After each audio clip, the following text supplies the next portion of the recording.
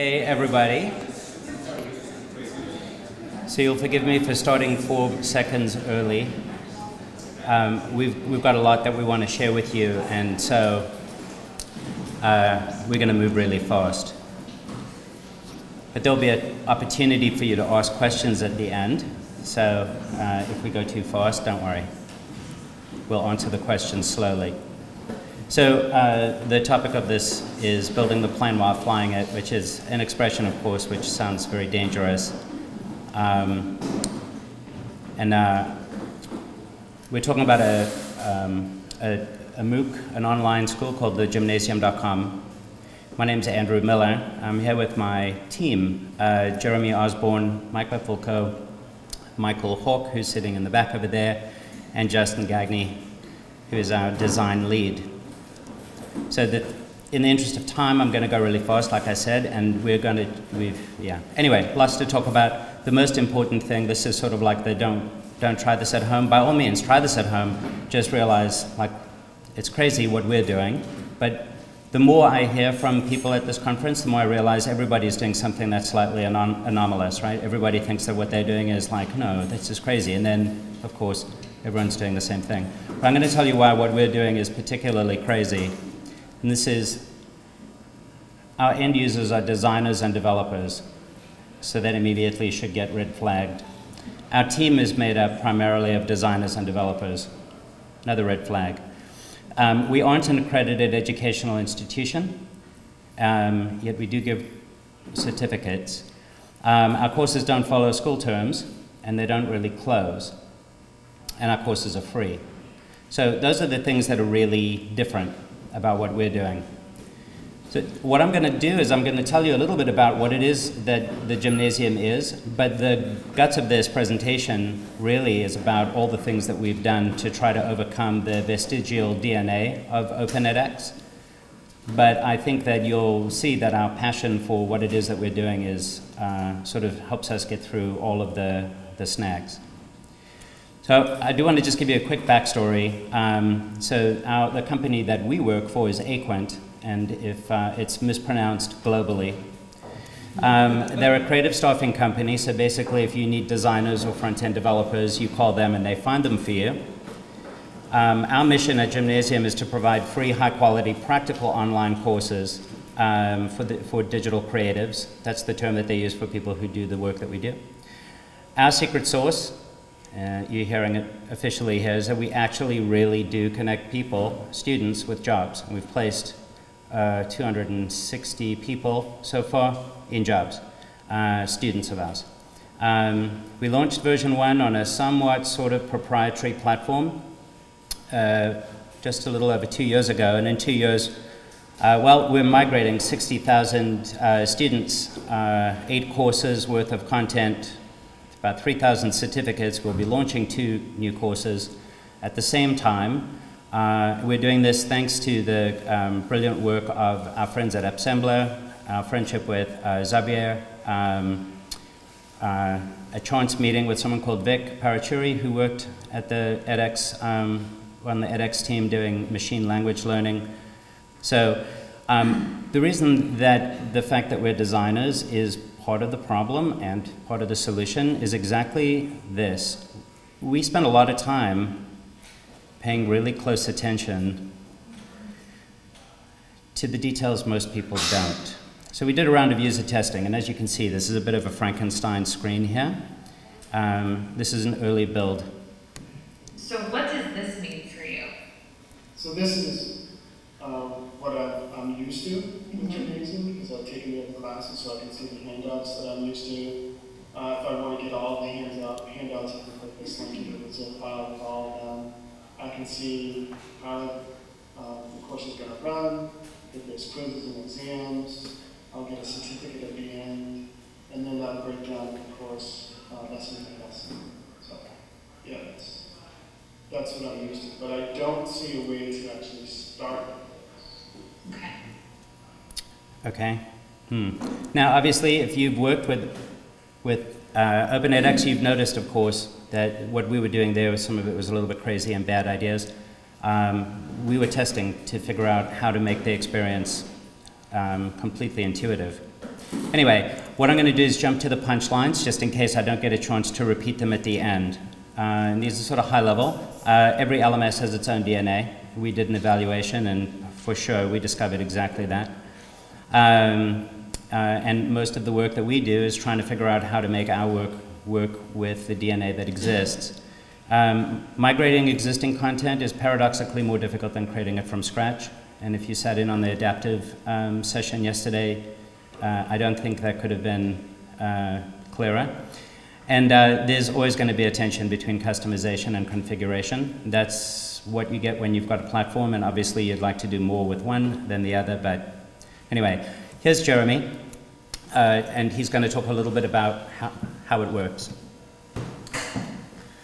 All right, thank you, Andrew. So so I kind of come from the design, instructional design, education side of things, and so I'm just going to quickly walk you through the structure of what it is we currently have so you can understand the challenges that we had of converting it.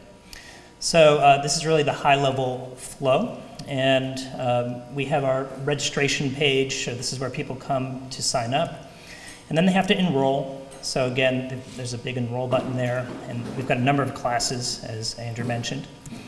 So there's our fancy enroll button. And then one of the things that we kind of inherited was this initial assessment. And so what that was essentially a quiz that the student was required to take before they could start embarking on the courses. So again, we have tried to revise that or do away with that altogether. But these are some of the challenges when it comes to migration. You inherit these things that perhaps you didn't have any control over, and you just got to deal with them. So we'll talk a little bit about that later. So that's the initial assessment, which is really just a quiz. Of course, we have videos. And I should mention, this is all our current platform. So this is not necessarily the way it's going to appear in Gymnasium. In edX. So, so we have our videos. We've got links to lessons, materials, and a forum. And of course, this is what the quizzes look like currently. And we have a final exam. So, and we also have a certification or a certificate at the end of it. So you might look at all those things and be like, okay, so this seems pretty straightforward, right? I mean, there's got to be some sort of mapping between what we have currently and what edX can do. There's probably not a whole lot there that if you've played around with OpenEdX, you think, oh yeah, we could do that. So these are some of the things that turned out to be a little more difficult than we expected. So here's Mike, who's going to be talking shortly. This is him deep in the throes of doing all the stuff that we have to do. So here's our first time sync. I'll give you an example of the way quizzes worked. So in our current platform, we have a system where there's only one question per page. So that's just the way it's set up. Again, we have no control over that. And with OpenEdX, you have to deal with multiple questions per page. So again, this seems like a small thing, but in fact, what happens is it causes you to reevaluate everything that you thought you knew. So it's very different for a student to see 10 multiple choice questions in a row versus one per page. They might have a chance to look at the questions and intuit some answers if they're all on the same page. So that kind of led to some more interesting pieces. So as Andrew was mentioning, it's actually kind of harder to migrate stuff, and it's not always for the reasons you think. So when you have to look at your content in the bare light again, right? So we all know this process. It's like you ship something, you push it out there, and you're like, yeah, I'm done. This is so cool. I'm so proud of myself. And you come back like 3 months later, and you're like, oh, wow, did I write that? Okay. So one of the things was like the wording decisions that we had to make. In our initial quiz, we had letters next to each answer, A, B, C, D, E, F, G. And we kind of looked at that and we said, why did we do that? No one can really remember. We should go take those out. Well, if you've got 10 multiple choice questions and you've got 6 lessons, that's 60 per course. You multiply that by 8, all of a sudden that's, whatever that is, 480? I am such a genius. So all of a sudden it's like, wow, we have to revise all that. But while we're revising that, gosh, maybe we should look at the language too, right? And all of a sudden, what you thought was a fairly simple task is all of a sudden 480 questions that need reevaluation. So the second time sink was information architecture. For those of you who aren't necessarily familiar with this term, it's a term we use in the web development field for understanding how to structure your content. So the hierarchy of the content on your page. And again, we can see here that there's a difference between the OpenEdX model and ours. So OpenEdX, if you haven't worked with it before, has the structure where you have a course at the high level, and then you dive down to lessons, you dive down to sections, subsections, units, and finally components. So that didn't really map with ours. We had 4 levels. And again, I thought, you know, what's an extra level 2? We'll figure that out. But it turns out we had to really think a lot about how our courses were going to, you know, the outline of the individual pieces and even like the names of them. You know, do we call them lessons versus chapters? How do you deal with all that? And that ended up being, again, a lot of time. So this is kind of what we ended up with, is this course outline, and we have a get started section. And again, all these naming conventions, we really had to sit back and reevaluate everything that we had done before. And information architecture is closely related to navigation. So this is the default navigation bar in OpenEdX. And again, what that allows you to do is to scroll through chapters, quizzes, and so forth. And again, we're designers and developers. And we looked at that and we're like, do we want that? Maybe not. Because we felt like, okay, this is actually somewhat clumsy. It didn't really, you know, you have to mouse over it, right? And if you have large amounts of content in there, all of a sudden it becomes a little unwieldy. So our solution was we just took it out. We just said, no, we don't want that. We're just going to remove that top navigation. So where that heading, Welcome to JavaScript Foundations, there's usually that navigation bar, and we just said, well, we're going to remove it. And that's what we did. So the next time sink was just the display layer. And this is the one that is probably the most obvious in some ways. And what we did was we had Justin, our visual designer, begin to do comps of the new styling. And he worked in HTML and CSS because we knew that's what it would have to look like in the end. So comping in code, again, was this strategy that we used so that we could simplify that process. And again, this is one of the dilemmas of having people who are designers and developers on the team. All of us had some coding experience, which on one hand is good because it allows us to, you know, dive right to the solution. On the other hand, you know, it's still code. You have to work with it, and there's a lot of revision that takes place.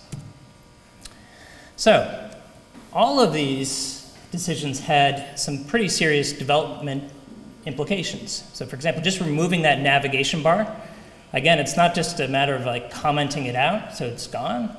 Like there's a lot of other things that have to happen.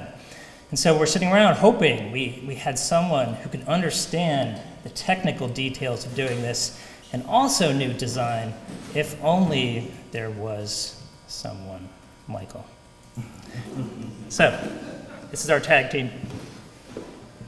Yeah, so that's where I came in. So our engineering team for our development effort, if you remember from the slide earlier, is very small.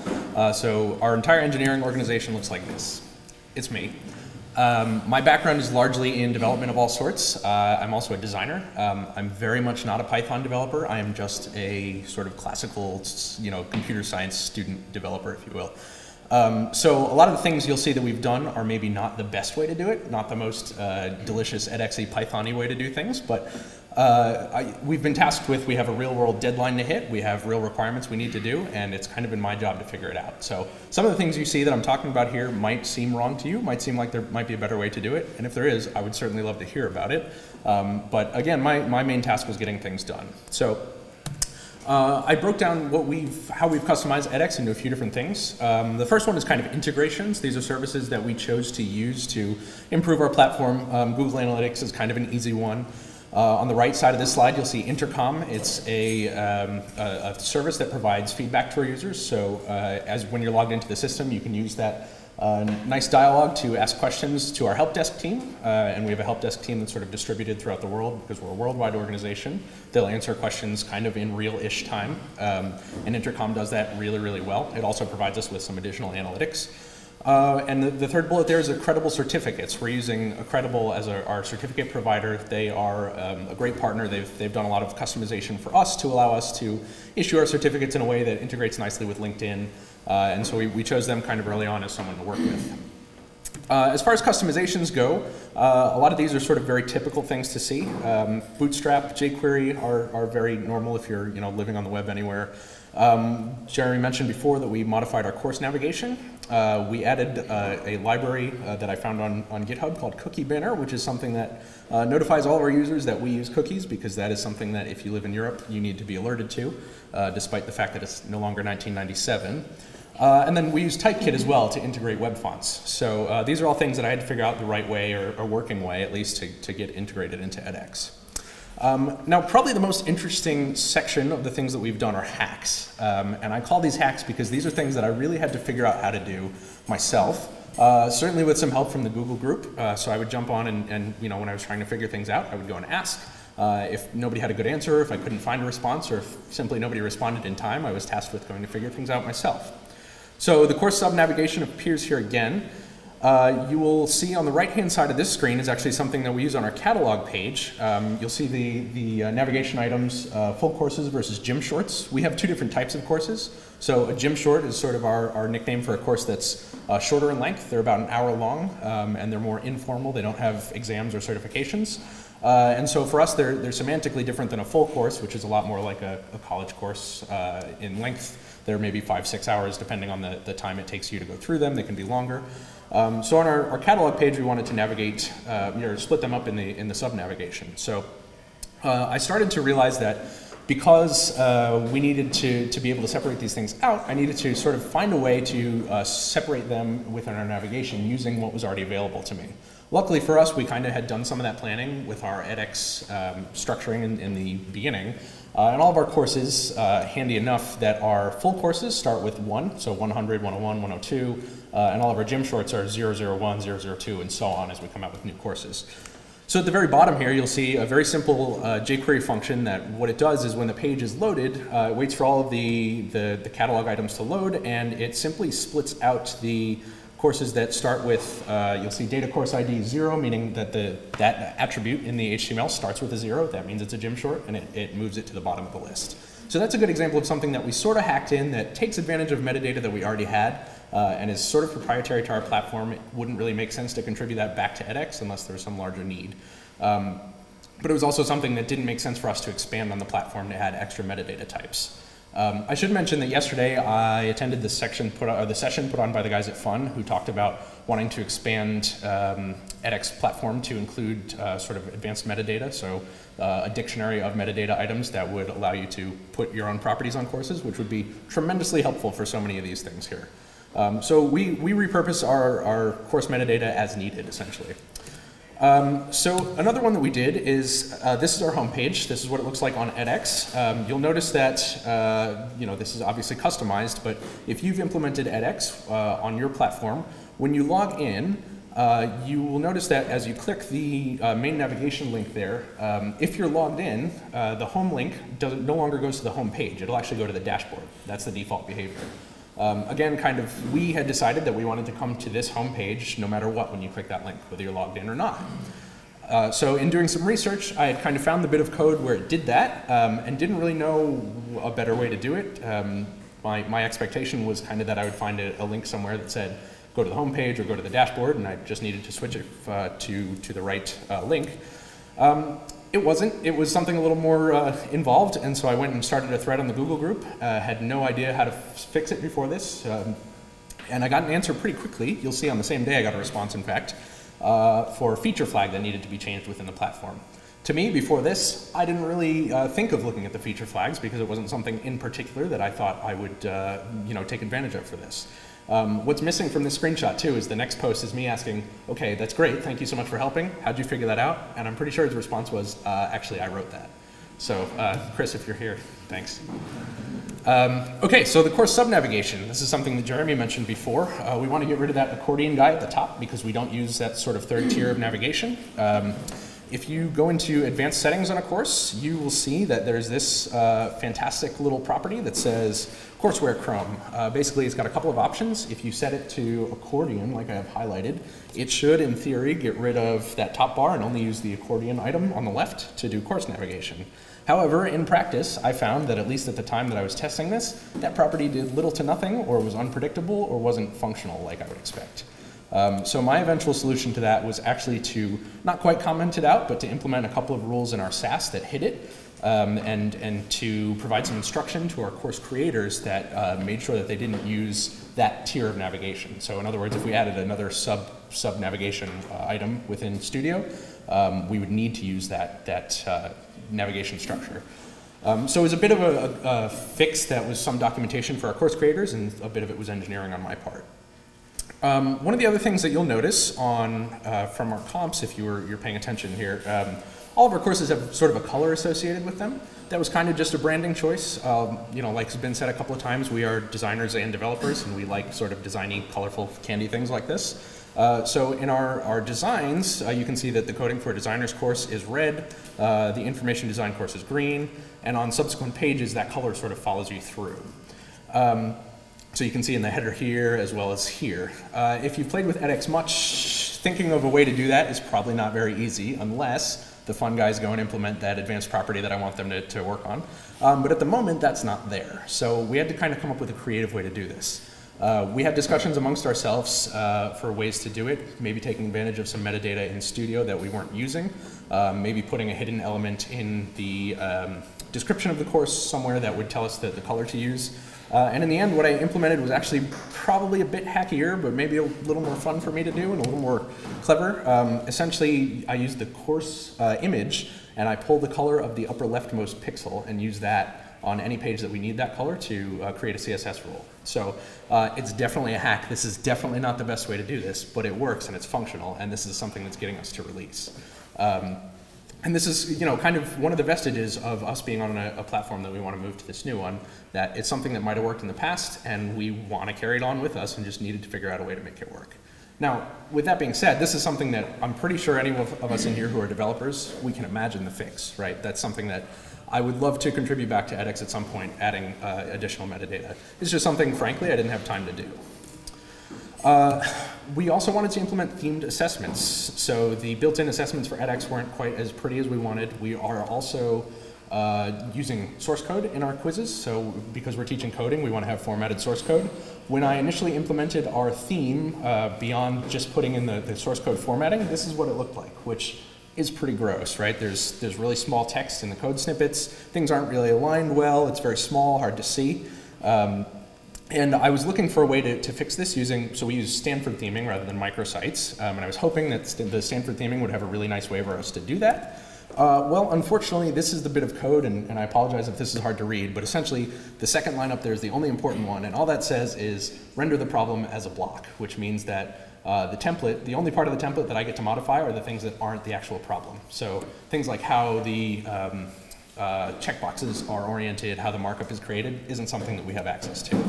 So the eventual solution for this was for me to do some really gross looking, really hacky SAS that literally takes things and manhandles them and moves them around the page to make them look like what we wanted. This took a while and was something that was difficult to work through, and is actually something that I'm hoping to kind of talk to the guys who are in charge of theming to help them with a plan to make this a little better in the future. It took a while. This was something that was no small amount of effort, unfortunately, and really isn't a perfect solution right now. We will release with this in our first release, which is coming in a few weeks here, but I would like to improve on this in the future. So this is what our assessments look like now. Oh no, that might not be it. So that's before, this is after. So there, you can see the source code kind of changes size, alignment's a little better, it's bigger, things are easier to read. And the very last thing we wanted to do was to create messaging on our final exam where students got different messaging depending on how they did. So we allow our students to take the final exam twice. If they pass, that's great, we issue a certificate. If they fail the first time, we give them another chance. And we wanted to give messaging like this. And if they fail the second time, give them messaging that says, you know, hey, thanks for playing, basically. My initial approach to this was to implement it with an XBlock. I knew nothing about XBlocks. Again, I'm not a Python developer. This took me quite a bit of time. I asked loads of people for help, and loads of people helped me, and I'm very grateful for that. But the eventual solution for me was that this is maybe not what XBlocks are meant to do. So I implemented lots and lots of code for that, and then finally kind of realized, like sort of overnight in one of those eureka moments, that I could do it with JavaScript. So I went in and I hacked away and had a very small modification to the edX platform to enable me to do exactly what I needed to do with JavaScript, to go and check to see if they passed the exam and render this code as needed. So again, this is just kind of a sampling of the things we've done. And the summary is that we are building a plane while it's flying, while we're flying it, but edX is kind of doing the same thing, right? We're a moving target using a moving target to hit our target, which is makes life a little more difficult for us, but it's part of the challenge too. So again, every LMS has its own DNA. We found that the migration has ended up being a lot harder than it might have been to just start with edX to begin with. And we've had to find a balance between customization and configuration and where we customize things. One of my targets from the beginning was to implement our theme and be heavy on the theming side and do as little modification to the edX platform repo as possible so that we could live with edX at whatever release they're at. And this happened yesterday. So we are very, very shortly about to launch. We have conveniently blurred out our URL that we're launching on here for our new production server. But we're going to be moving edX very shortly, so probably within the next week or two, right? It will be releasing our new platform with any luck. And this time next year, we'll be able to tell you all the things that we've fed back to edX, Open edX as an organization. So thank you guys for your time. If you have any questions, we're happy to answer them, or we'll hang out afterwards if you want to talk too.